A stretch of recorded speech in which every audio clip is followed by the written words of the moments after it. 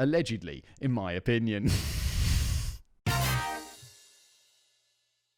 Personally, I've never really seen the point in casinos, or for that matter, any form of gambling. Yes, I fully agree. Gambling, Dave wrote this, I read it, that's how things work.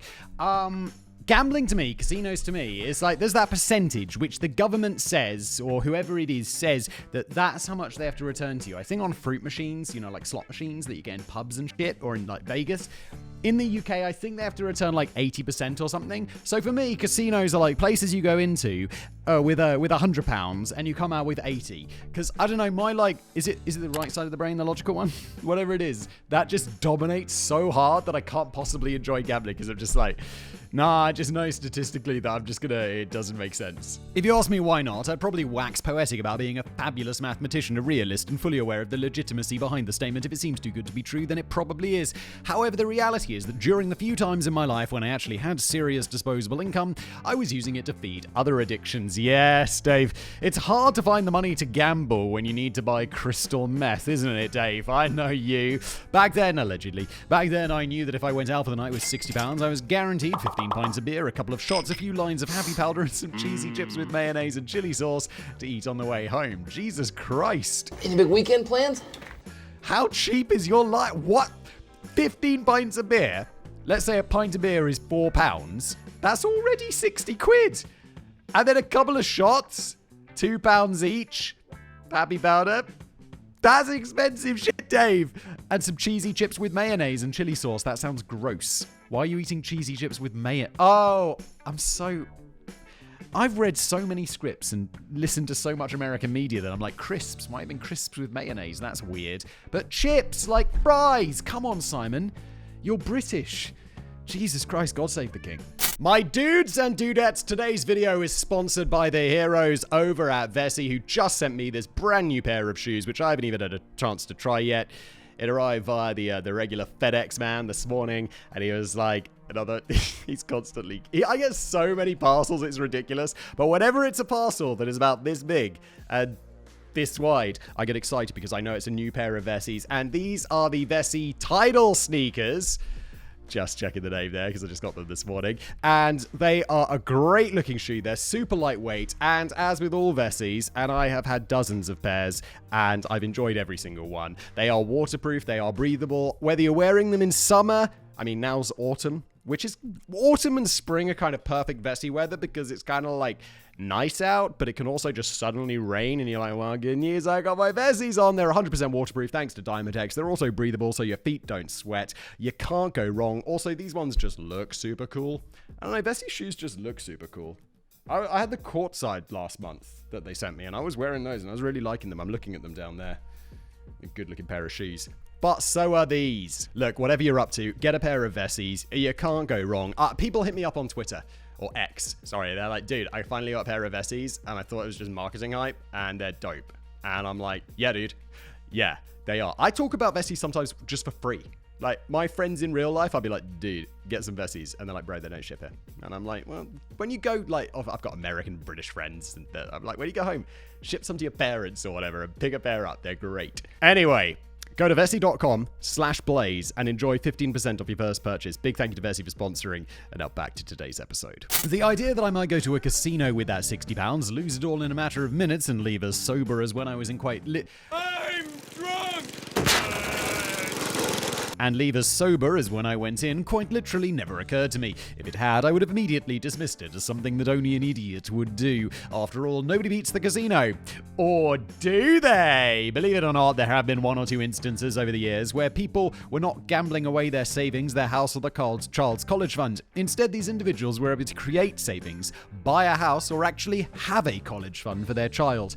I watched an amazing video the other day. I can't remember who it was by. I wish I could give them a shout. But I mean, the video must have had millions of views, so they don't need a shout from little old me.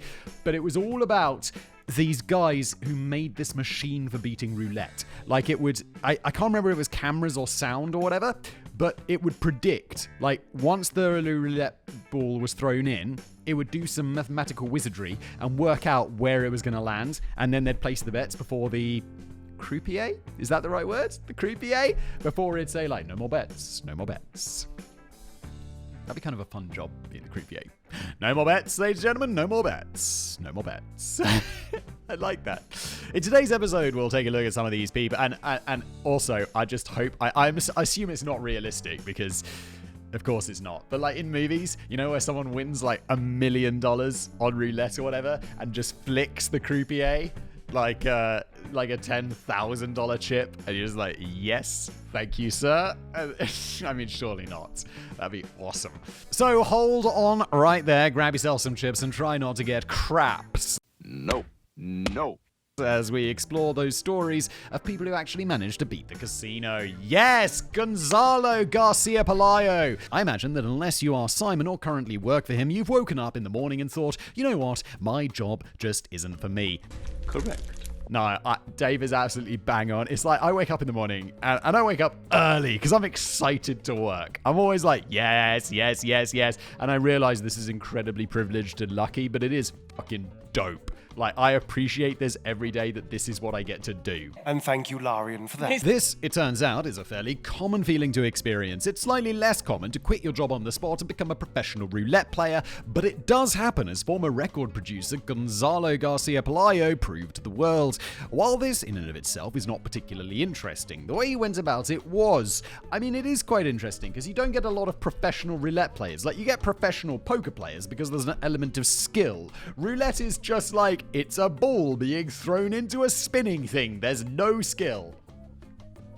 Gambling poker, I can get behind. I've played poker. I enjoy poker. I remember once I went to like a poker game. A friend invited me to like a poker game with all of his mates. There must have been like 10 of us, and I knew like 2 or 3 people there. And I was like, I'm not a particularly good poker player. Like, I play casually. I know how it works. You know, not terrible, but definitely not good. And I roll up to this game, and everyone's putting money, they dice out all the chips. We're there for like 3 hours, and I win by like easily. And it's just luck. It's not I think people thought I was better than I was, but I was just like bluffing people out and doing all of this stuff. And I won, and people were like, dude, you played that so well. I really thought you were a complete amateur. And I'm like, yeah, that's how I play it. And people just like... It was such a good time. People thought I was so much more competent than I actually was. Read them and wait. And then tell me what they are.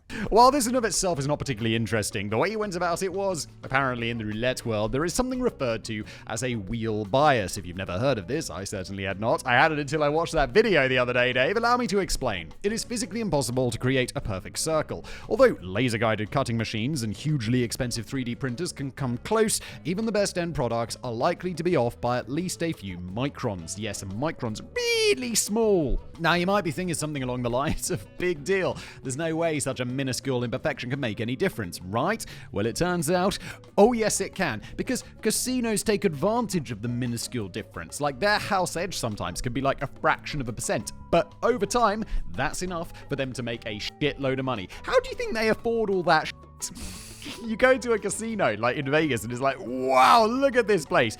You probably get this a lot. This isn't the real Caesar's Palace, is it? What do you mean? Did Caesar live here? No. I didn't think so.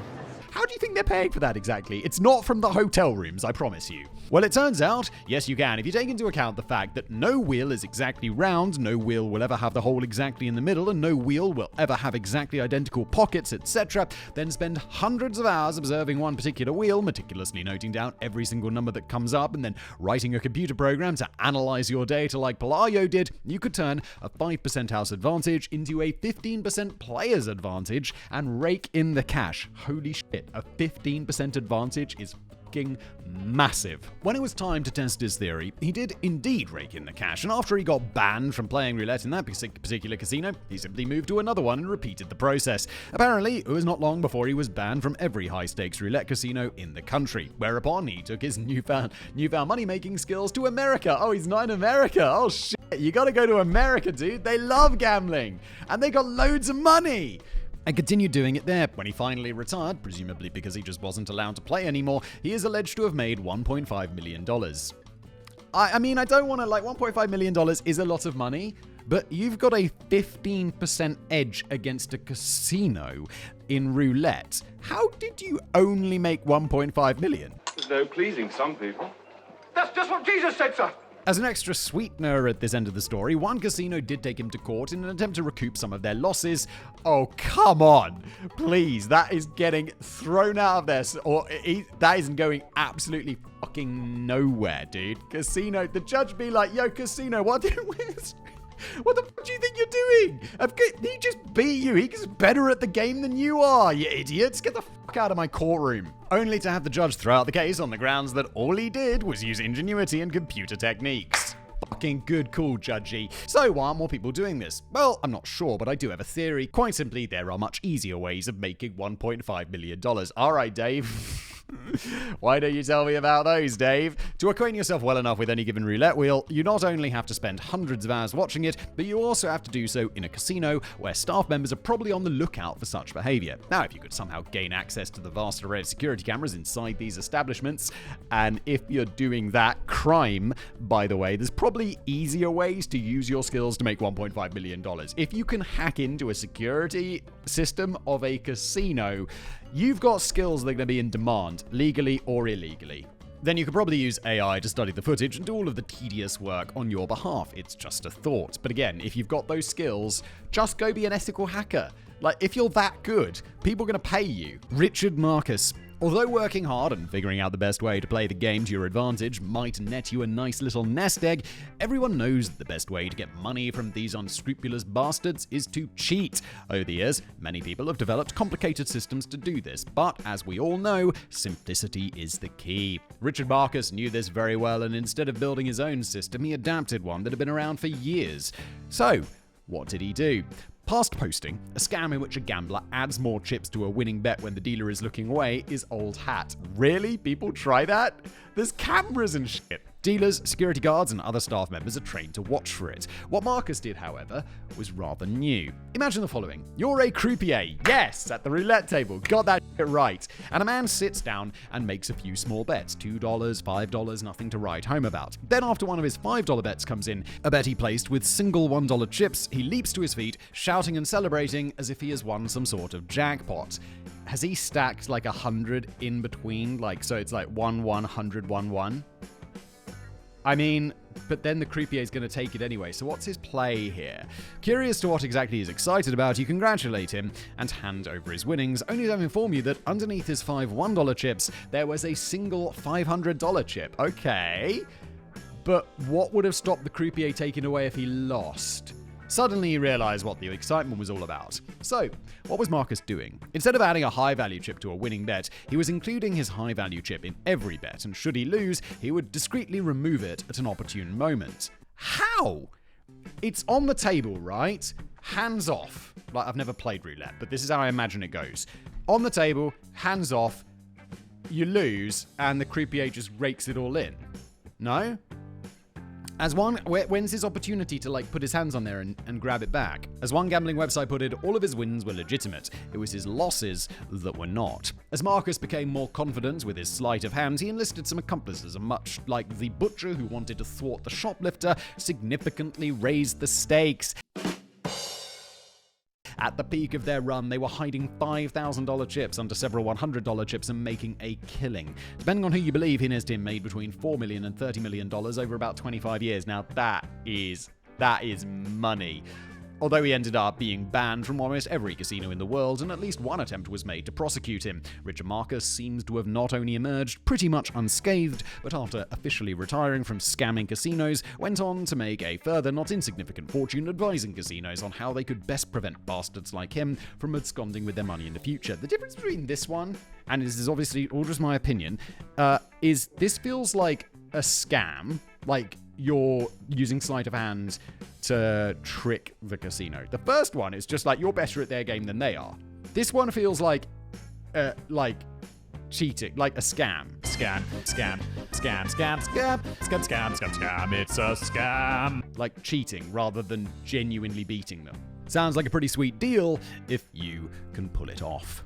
Anonymous man from Illinois. For the dedicated poverty seeker, there are innumerable ways to gamble away your hard-earned cash. However, nothing is quite as rigged against you as the world of slot machines. Although I said at the beginning that I was not really into gambling, I have in the past dabbled in the exploitation of fruit machines. Since I have no intention of doing so again, and what I did was not technically illegal, I shall explain. While playing your fruit machine of choice, the eagle-eyed among you may have noticed that usually above the output tray there is a small keyhole. Anyone who has access to this key can, on some models of the machine, open the engineer's menu, which allows you to do many things, some of them interesting, some of them not so much. Yeah, I think I told this story the other day.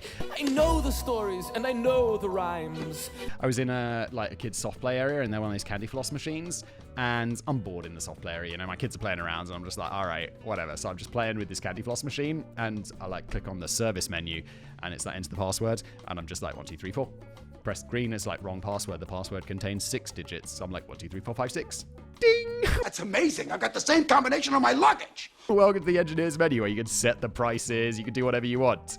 Like, these things are not foolproof. You can, for example, change the machine's output volume, check the last time it was serviced, and crucially, check the float. For those of you who have never worked with a fruit machine or a till, the float is the amount of money kept in reserve for payouts, making change, etc. While having access to the float information might not appear to give you much of an edge, if the machine contained less than twice the jackpot amount, you could reasonably be certain that it would not pay out for a while. As I said, these keys are usually only available to service technicians. However, if you, say, owned a pub or asked your regular service technician nicely if he'd consider swapping a key for a couple of crisp £20 notes, then you too could have access to this very slight advantage. As a quick side note, pool tables also have an interesting master key option, at least in the UK. Quite near the ball release, there's a slot for a key, which, when turned, will switch the machine over to free play. Oh, I've seen those! I absolutely did not have one of these either.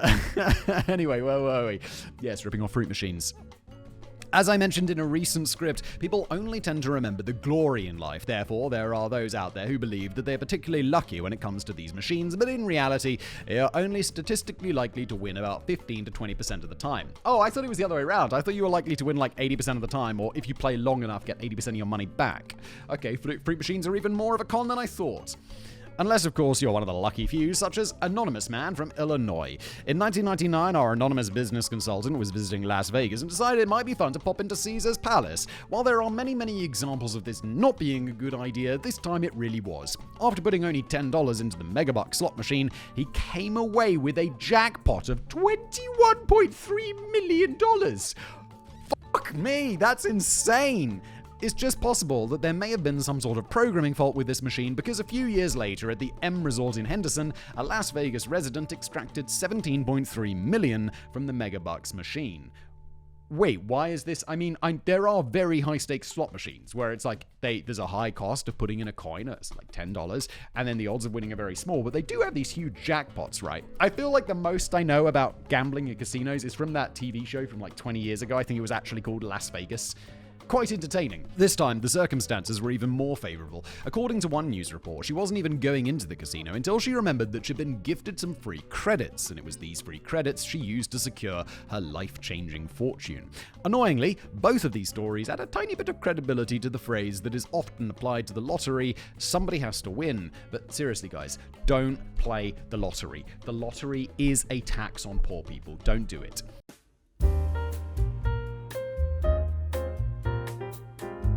Yes, somebody does have to win, but statistically, it's not going to be you. Someone in the comments is going to be like, dude, I won £42 million on National Lottery. If you're just like, oh, for fuck's sake. Statistically, yes, but it's not going to be you, John. Someone called John's going to be in the comments. Mate, I won the Megabucks, slot machine. Tommy Carmichael. Although slot machines are essentially a scam, if you were Tommy Carmichael, then this didn't really matter. At its basic level, a slot machine is just a series of lights, sensors, and circuit boards. If an electrical genius like Tommy Carmichael can get a look inside, then chances are they'll be able to figure out a way to trick those sensors and circuit boards into authorizing a payout. In 1980, a friend of Tommy's popped into his television repair shop and showed him the future. In this case, the future was a fruit machine and a cheating tool called a top-bottom joint. Basically, a bit of metal on the end of a guitar guitar string. This device, when inserted into the coin slot, could be used to trick the machine into paying out. After spending a few days practicing, Tommy hit the strip and was quickly able to walk away with $10,000 in a single weekend. And that is $10,000 in 1980s money, folks. Although machines were quickly upgraded with random number generators, a system that, for reasons I don't understand, was able to defeat Tommy's technique, he persisted in smaller, less-known casinos until in 1985 he was arrested and sentenced sent to prison for 5 years. If you, like me, thought this was fairly harsh, then you may also be interested to know that the length of his sentence was mostly due to his already being out on probation for drug-related charges.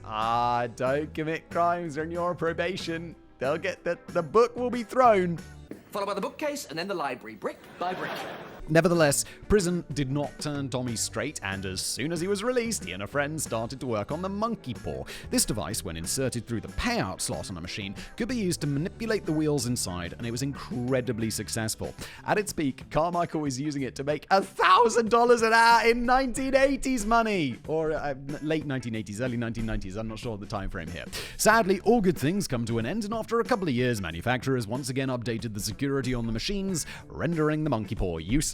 I mean, yeah, but the problem is, you've been funding this guy. Like, he's making a fuckload of money from you, and then you're going to upgrade the security eventually, and then he's just going to have a whole lot of cash to, like, buy those slot machines that you're buying and figure out how to make Monkey Paw 2.0, where he'll repeat the process, keep that float, to use the casino term, and use that to work out how to crack the next upgrade. So what now? Retirement? No, not for Carmichael. After visiting a slot machine manufacturer and posing as a potential client and getting the salesperson to demonstrate exactly how the machine worked, he came up with his next invention, the light wand. Basically a light bulb on a stick, this could also trick machines into paying out if inserted through the payout slot. Because this was so easy to use and cheap to manufacture, Carmichael was even able to make money selling these to other slot machine scammers.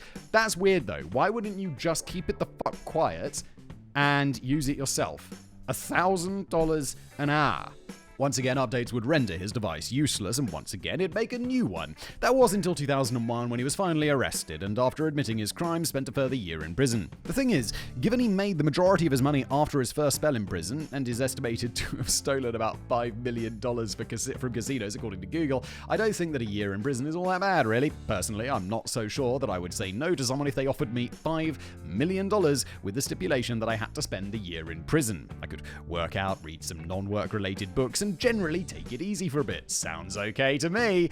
When Carmichael got out of prison, he did finally appear to go on the straight and narrow, even going as far to invent an anti-cheating mechanism for slot machine manufacturers to include in their devices. However, I was unable to ascertain whether or not any manufacturers took him up on this offer. And that, ladies and gentlemen, seems like a good place to bring this episode to an end. If anybody owns their own fruit machine and is interested in learning about the hidden menu I mentioned, then you absolutely can't buy those master keys I talked about on eBay. But if you could, using one is not a crime. Allegedly, in my opinion. Nice, Dave. Nice. That's the episode. Thanks for being here.